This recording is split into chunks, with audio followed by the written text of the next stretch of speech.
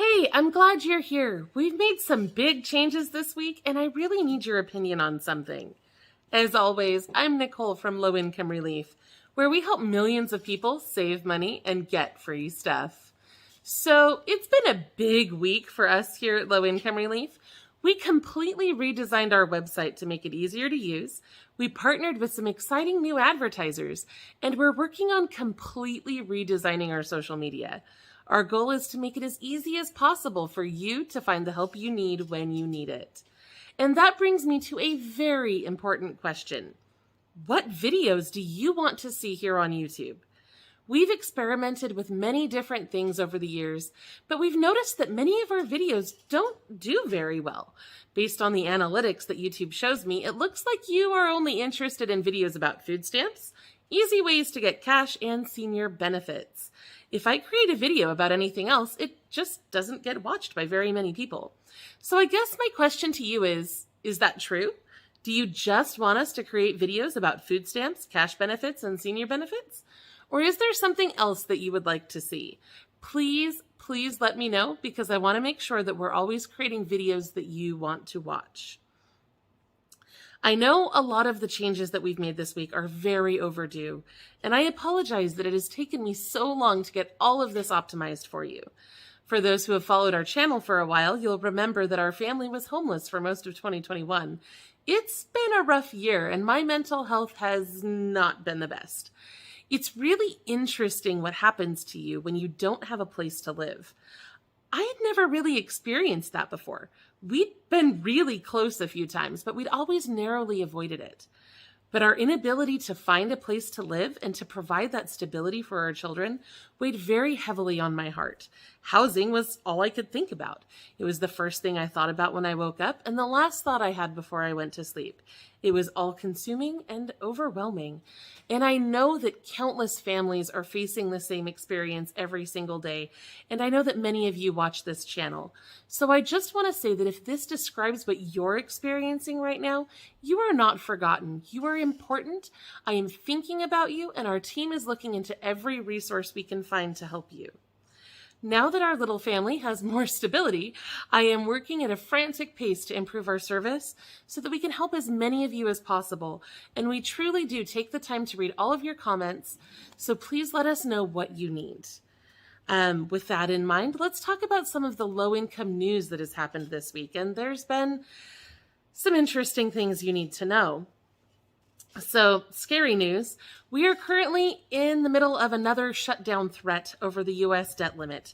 Yesterday, Newsweek reported that Medicaid and food stamps could lose their funding if Congress does not raise the debt limit.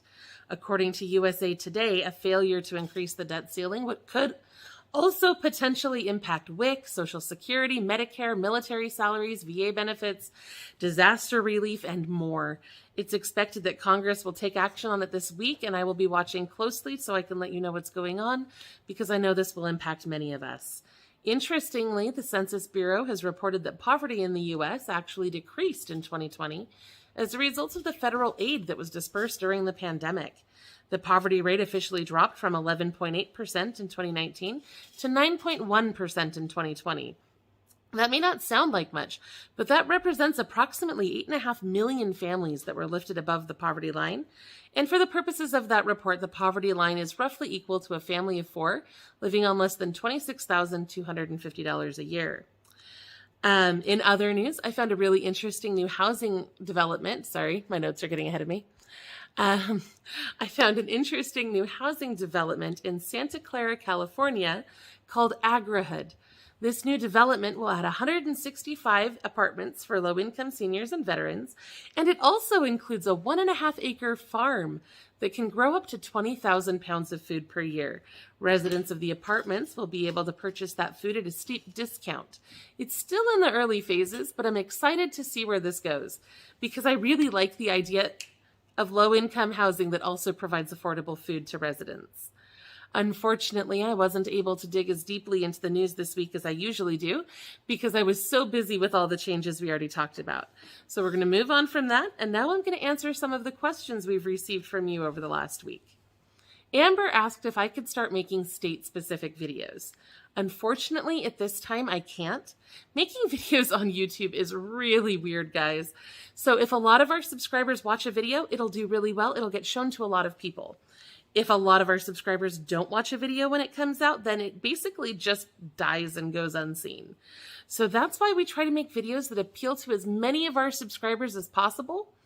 But we do have a lot of state-specific content on our website at lowincomerelief.com. So if you go there, you should be able to find what you need.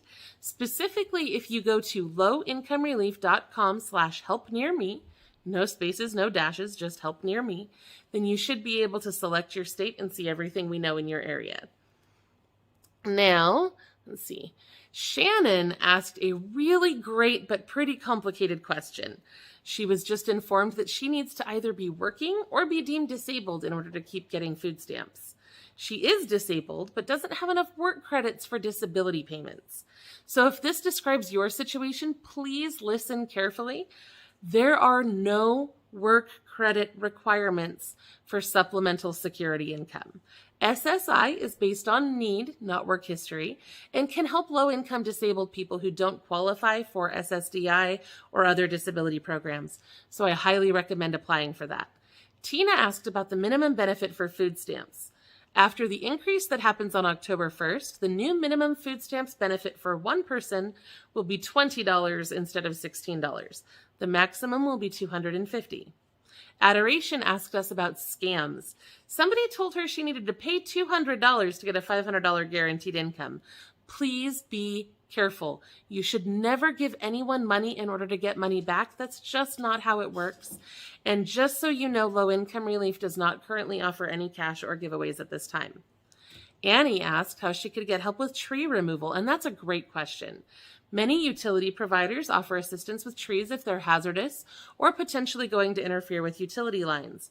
If that doesn't work, you can always call 211 to see if there are other assistance programs in your area. Thank you for watching. I'll be back next week with more ways that you can save money